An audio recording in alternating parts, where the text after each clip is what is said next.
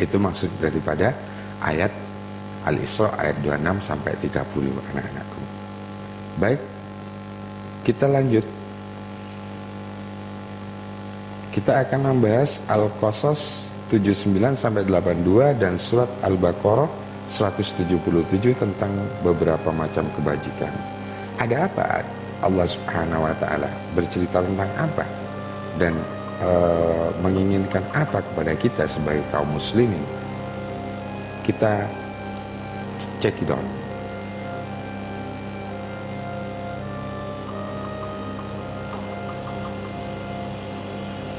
فخرج على قومه في زينته قال الذين يريدون الحياة الدنيا يا ليت لنا مثل ما أوتي قارون إنه لذو حظ عظيم وقال الذين أوتوا العلم ويلكم ثواب الله خير لمن آمن وعمل صالحا ولا يلقاها إلا الصابرون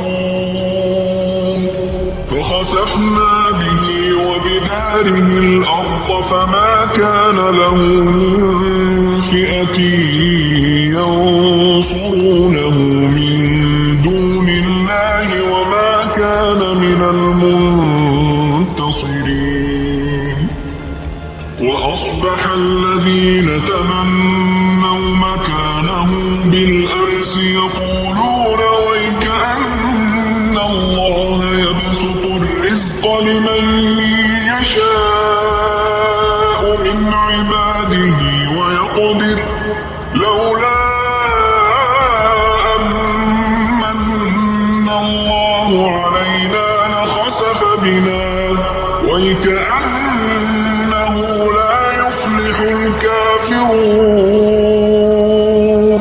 Ini surat Al-Qasas ayat 79 sampai 82. Ada apa di surat ini? Di ayat 79 sampai 82.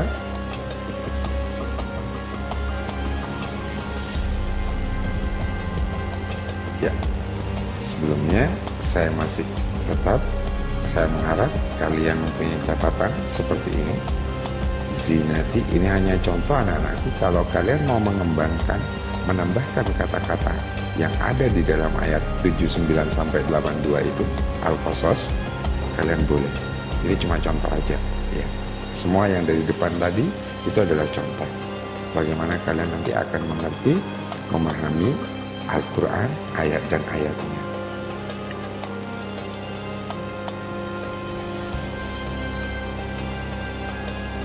Nah, menurut mufassir tadi itu ayat 79 itu bercerita tentang Qarun. Qarun yang keluar dalam satu iring-iringan yang lengkap dengan pengawal, hamba sahaya dan inang pengasuh untuk memperlihatkan kemegahannya kepada kaumnya. Nah, itu ayat yang 79 itu menjelaskan tentang itu. Bercerita tentang Qarun. Bahkan ada yang mengatakan bahwa Qarun itu membawa iring-iringannya itu membawa unta.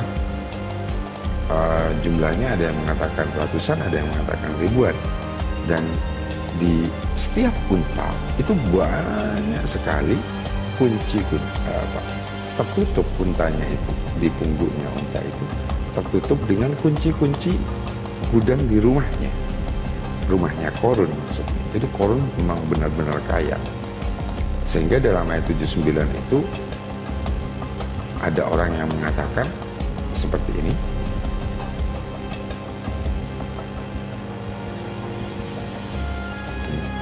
Qarun, siapakah Qarun? Qarun adalah orang yang selalu memamerkan kekayaannya secara berlebih-lebihan. Ia senantiasa bersikap congkak dan sombong serta ingkar terhadap nikmat Allah. Begitu juga dengan sebagian kaumnya yang mencita-citakan dirinya seperti Qarun, karena ia menganggap bahwa semua yang dimiliki Qarun adalah suatu keberuntungan yang besar. Ini cerita yang ada di ayat 79. Nah, di ayat yang berikutnya, tapi bagi kaum cendekiawan yang berpikir, yang berpikir, orang yang berilmu, orang yang berpendidikan, tentunya akal sehatnya itu akan berjalan. Ingat, anak-anakku, perlu kalian ketahui apa yang disebut dengan akal sehat. Akal sehat adalah akal yang selalu berpikir, akal sehat yang selalu berpikir, yang disandarkan kepada Allah Subhanahu wa Ta'ala. Itu namanya akal sehat. Semua pikiran apapun kalian yang selalu disandarkan kepada Allah Subhanahu wa Ta'ala, kepada Rasulullah dan syariatnya, itu namanya akal sehat. Ya, akal sehat. Bukan akal sehat bukan karena nafsunya, karena otaknya. Karena kalau otak itu sebenarnya karena nafsu kita. Itu namanya akal sehat. Bagi kaum cendekiawan beranggapan bahwa sikap demikian adalah suatu kekeliruan besar dan menimbulkan bencana yang nyata bagi kaum bencana yang nyata. Bagi kaum cerdik pandai, pahala disediakan oleh Allah Subhanahu wa Ta'ala, yaitu pahala yang jauh lebih baik daripada harta yang dipunyai oleh Qarun. Seperti ini. Ini di ayat 80. Maka setelah Qarun memamerkan hartanya, nah sedikit saya bercerita bahwa Qarun itu pernah diminta oleh salah satu kaumnya hartanya, ada pengemis. Apa jawab Qarun? Apa? Dengan sinis Qarun menjawab, harta ini didapatkan tidak dengan mudah, tapi dengan hasil kerja keras. Jadi Qarun lupa bahwa harta, walaupun dengan hasil kerja kerasnya, harta itu didapatkan, diperoleh, itu sebenarnya pemberian dari Allah Subhanahu wa Ta'ala. Ingat tadi ayat di atas di surat Al-Furqan ayat 67 itu juga menjelaskan tentang itu. Ya. Ingat itu ya. Dan bendanya tidak pula dapat. Kemudian Allah membenamkan karena Qarun sombong, kikir. Sudah sombong, kikir. Kemudian membenamkan harta kekayaan yang dulu yang banggakan. Bersama Qarun-Qarunnya, bersama pengikut-pengikut Qarun-Qarunnya, itu dibenamkan oleh Allah Subhanahu wa Ta'ala. Jadi guru saya waktu menjelaskan, menggambarkan, jadi bumi itu terbelah dua. Nah, ini ada di atas bumi ini ada Qarun semuanya, harta-hartanya juga. Ini juga kan, ini hartanya ke bawah, kemudian bumi menutup kembali. Itulah. Jadi sehingga ini menjadi sebuah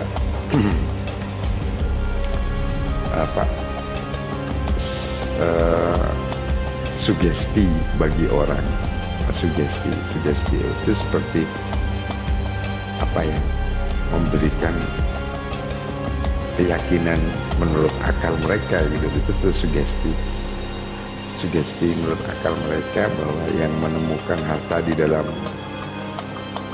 tanah itu disebut dengan harta karun. Nah, sebenarnya seperti ini, asalnya dari Qarun ini anak-anak itu. Ya. Setelah menyaksikan apa yang menimpa Qarun, sebagian kaumnya yang dahulu menginginkan kehidupan seperti Qarun menyadari bahwa Allah lah yang melapangkan dan menyempitkan rezeki. Mereka lupa, gitu ya. Ya, mereka alhamdulillah sadar. Tapi bagi pengikutnya, pengikut Qarun yang benar-benar ikut sama Qarun, ini mereka ini yang selamat, itu yang pingin seperti Qarun tapi tidak ikut Qarun gitu. Tidak jadi kaumnya Qarun, cuma ingin aja gitu. Ingin aja.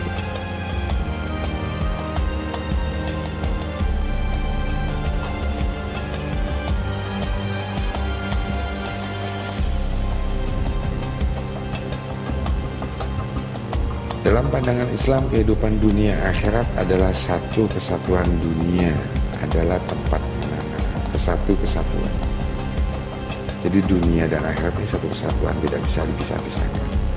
Ibaratkan mata uang, ini dua sisi mata ini tidak bisa dipisah-pisahkan. Karena kalau salah satunya tidak ada, maka ini bukan namanya uang, tapi ya cuma koin seperti ini. Sama seperti dunia dan akhirat. Dunia tidak bisa dipisahkan. Dunia adalah tempat menanam kebaikan maksudnya. Sedangkan akhirat adalah tempat menanam. Kehidupan akhirat adalah tujuan, sedangkan kehidupan dunia adalah sarana dan mencapai tujuan. Nah, ada yang mengatakan, apakah harta dunia kita tidak bisa dibawa ke akhirat? Bisa. Kata siapa? Harta kita tidak bisa dibawa ke akhirat. Kita mati membawa harta, tapi caranya bagaimana? Jalannya bagaimana? Makanya harta kita itu yang ada di dunia kita titipkan. Titipkan di mana? Titipkan di masjid, titipkan di anak yatim, titipkan di tadi fakir miskin, kepada Ibn Sabil, seperti yang ayat yang di atas. Jadi dunia itu harta kita bisa dibawa ke akhirat dengan cara menitipkan terlebih dahulu. Nanti baru kita ambil di akhir. Itu ya maksudnya. Jadi bisa harta kita dibawa ke akhirat. Nah, di atas ketika berbicara tentang kebahagiaan akhirat selalu menggunakan redaksi bersifat aktif dengan menekankan untuk bersungguh-sungguh dengan sekuat tenaga untuk mencapai kebahagiaan akhirat. Sedangkan ketika berbicara tentang kebahagiaan dunia selalu menggunakan redaksi bersifat pasif dengan menggunakan kalimat jangan lupakan. Jadi jangan terbalik. Kita di dunia ini sebenarnya aktif, tapi aktifnya aktif pasif. Aktifnya aktif pasif di sini maksudnya adalah kita aktif mencari harta dunia, tapi untuk menggunakannya kita harus pasif, harus diatur bagaimana caranya menggunakan harta kita di dunia ini untuk akhirat kita. Dan untuk akhirat kita harus bersungguh-sungguh. Karena Allah Subhanahu wa Ta'ala akan menghitung proses kita sampai di mana kesungguhan kita dalam mencapai kebahagiaan akhirat. Itu yang dihitung, bukan hasilnya. Sholat kalian tidak pernah melihat hasilnya apa. Nah, itu akan didapatkan nanti di akhir.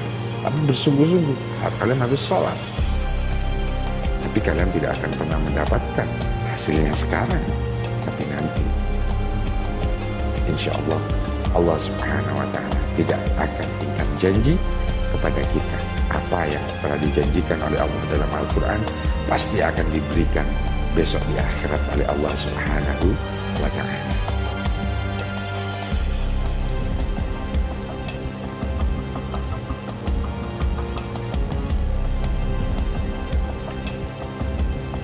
Ini surat Al-Baqarah anak-anak 177 juga tentang berbicara tentang kebajikan atau kebaikan, amal baik yang harus kita lakukan. A'udzubillahi minasyaitonirrajim. Bismillahirrahmanirrahim. ليس البر أن تولوا وجوهكم قبل المشرق والمغرب ولكن البر من آمن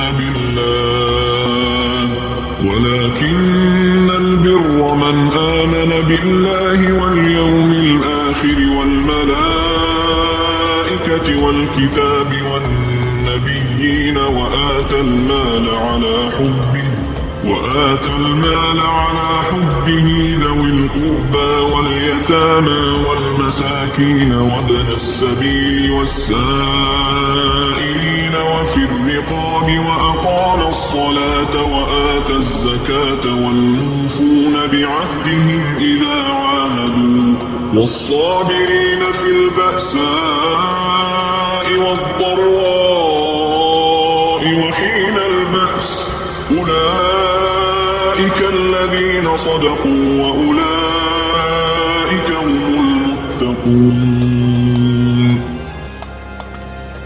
Laisal birra, bukan sebuah kebaikan antuwallul wujahakum kibalal masyriqi wal maghrib. Kebaikan itu bukan hanya menghadapkan kita ke masyriq dan wal maghrib. Kebaikan kita bukan hanya menghadapkan wajah kita ke barat dan ke timur, tidak. Tapi yang disebutkan kebaikan di sini firman Allah, walakin birra, dan kebaikan man amana billah, barang siapa orang yang beriman kepada Allah, wal yaumil akhir, dan hari akhir, wal malaikah, dan pada para malaikat, wal kitab, dan kepada 4 kitab yang diturunkan oleh Allah Subhanahu wa taala, wan nabiyyin, dan para nabi, wa atal mal, dan memberikan hartanya ala hubbihi dawil qurba, hartanya yang disenanginya, dawil qurba wal yatama, kepada para kerabat yang membutuhkan, wal yatama, dan anak-anak yatim, wal masakin, dan orang-orang miskin, wabnas sabil, dan wasailina wa fir riqab wa aqamas salata, dan wabnas sabil, dan orang-orang yang berjalan di jalan Allah Subhanahu wa taala, wasailina, dan orang-orang yang meminta, wa fir riqab, atau hamba sahaya, wasailina fir riqab, dan orang-orang yang meminta untuk dimerdekakan, wa fir riqab, dimerdekakan, jadi sebagai budak, wa aqamas shalah, dan menjalankan salat, wa atas zakat, dan membayar zakat, wal mufuna bi ahdihim, dan orang-orang yang menepati janjinya, bi ahdihim idza ahadu, dan kepada apabila dia itu berjanji, was-sabirina, dan sabar, fil ba'sa'i wad dharra'i, dalam penderitaan dan peperangan, wa hinal ba's, yaitu dan dalam peperangan, hinal ba's.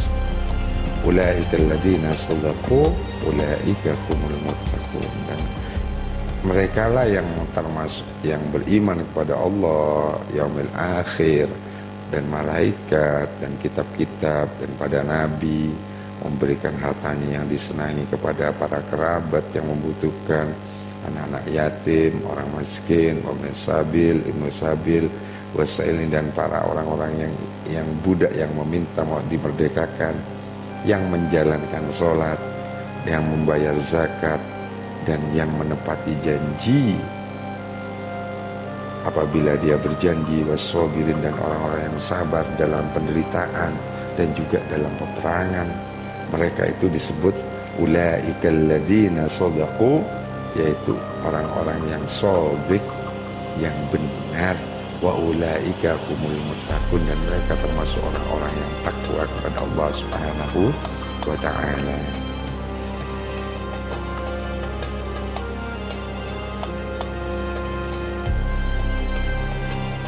Nah, baik, kamus tetap seperti ini terus. Kita harus membuat kamus seperti ini biar kalian lebih paham maksudnya, biar kalian lebih paham untuk memahami sebuah ayat Al-Quran seperti ini, biar lebih paham dan kalian bisa hafal, mengerti.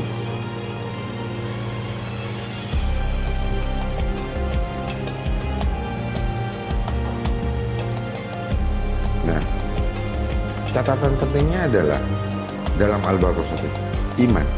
Jadi kita beriman kepada Allah Subhanahu wa taala, hari pembalasan, pada malaikat, kepada kitab-kitab yang diturunkan oleh Allah melalui para utusannya, serta iman kepada adanya nabi-nabi Allah, iman terhadap adanya Allah Subhanahu wa taala. Jadi kepada adanya nabi-nabi Allah. Iman terhadap adanya Allah Subhanahu wa taala menyebabkan manusia merasa bahwa segala gerak-geriknya selalu diawasi dan diketahui oleh Zat yang Maha Kuasa. Itu bahkan puasa.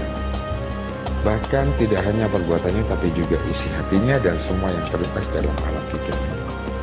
Kalau kalian beriman kepada Allah anak-anakku, maka kalian harus merasa ada pengawasan dari Allah Subhanahu wa Ta'ala.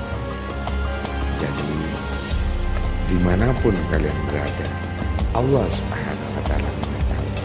Bahkan guru saya menyampaikan, manusia di atas bumi ini bagi Allah diibaratkan seperti kita melihat akuarium di rumah kita. Akuarium yang banyak ikan-ikannya di dalam, kita bisa melihatnya. Kemanapun dia berenang, kemanapun dia berada, kita masih bisa melihatnya. Walaupun ikan itu bersembunyi di balik batu yang kita letakkan di akuarium, tapi kita bisa melihat. Begitulah Allah melihat kita yang ada di muka bumi ini. Lanjut. Nah, adanya kemampuan untuk memberikan sebagian harta kesayangan kepada orang-orang yang membutuhkan. Harta yang kesayangan bukan artinya harta yang bagus. Yang kita berikan itu yang bagus-bagus, bukan yang jelek. Yang membutuhkan kepada yang membutuhkan. Siapakah yang membutuhkannya? Karib kerabat kita. Karib kerabat kita ya saudara-saudara kita yang lain yang masih sealiran darah, walaupun ada kata sepupu, 2 pupu, 3 pupu, 4 pupu, dan pupu-pupu yang lainnya, artinya masih kerabat gitu loh. Itu yang membutuhkan, kita harus memberikannya juga gitu. Anak yatim, orang-orang miskin, musafir yang terlantar karena kehabisan bekal, dan orang-orang yang minta karena ketiadaan harta. Mereka artinya pembebasan hamba saya, dia mau dibebaskan dari budak. Kalau sekarang nggak ada budak sih, tapi kalau mereka yang merasa diperbudak oleh seorang, kalau dia minta kita membebaskan, kita harus membebaskan siapapun saja, dimanapun dia berada, apapun pekerjaannya. Kalau mereka karena terbelenggu oleh seseorang, dia ingin keluar dari situ, kita harus bantu. Iya, itu bisa dikatakan perbudakan seperti itu. Perbudakan itu adalah seseorang menguasai seseorang yang lain sehingga orang ini tidak bisa berbuat apa-apa.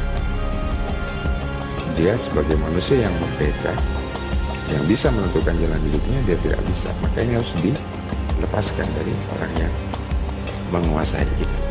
Itu perbudakan. Jadi kita harus menghilangkan perbudakan itu. Misalnya kita kerja sama seorang, kemudian orang itu memperlakukan kita semena-mena, tapi kita tidak bisa keluar karena kita terlilit hutang misalnya sama mereka. Nah, ini tidak boleh. Nah, itu harus kita bantu. Bagaimana caranya dia keluar dari hutang itu, kalau kita mampu membantu. Jadi semampunya aja, jangan dipaksakan untuk membantu. Jangan lupa mendirikan sholat, artinya melaksanakan pada waktunya dengan khusyuk, lengkap dengan rukun-rukunnya dan syarat-syaratnya. Hati-hati dengan syarat-syaratnya sholat, walaupun memang kita tidak perlu terlalu khawatir dan takut sholat kita sah atau tidak sah, karena urusan sah tidak sah, diterima atau tidak, artinya diterima tidak diterimanya sholat kita, itu urusan Allah Subhanahu wa Ta'ala. Yang